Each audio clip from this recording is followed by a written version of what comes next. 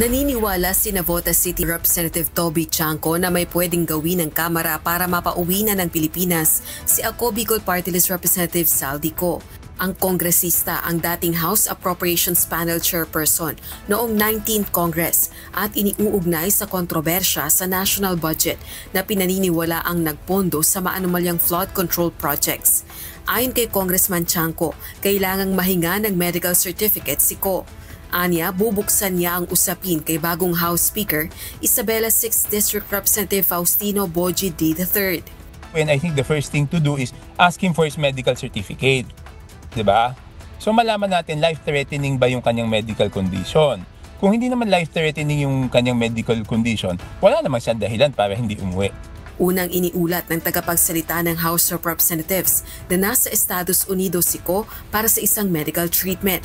Pero ayon kay Chanco, hanggat hindi nakakabalik ng bansa si Ko, hindi magbabago ang paningin ng publiko sa Kamara. Kasi hanggat hindi siya pinauuwi, ang impression ng tao, ang isip ng tao ay pinoproteksyon na siya ng House of Representatives, diba? So dapat gumawa tayo ng more proactive action na pakita na talagang sinisikap. Tinanggap lang natin yung sinabi na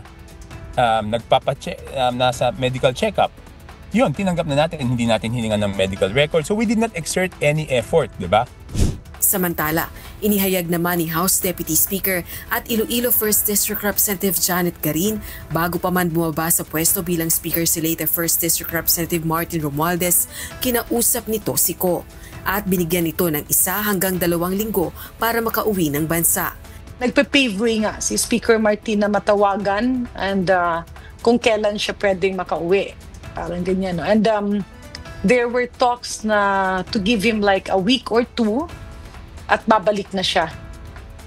Kaya lang hindi nga ito nangyari. No? So it was overtaken by event. Naniniwala rin ng House official na ang pagpalyang mapauwi agad ng Pilipinas si Ko ay isa sa mga posibleng dahilan ng pagbaba ni Romualdez bilang House Speaker.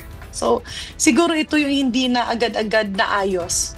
Kaya nga parang ang sabi nga ni former Speaker Martin, it's time for me to step down, sabi niya, para matutukan ko ito at matutukan niya yung paglinis ng kanyang pangalan at paglinis ng pangalan ng 19th Congress.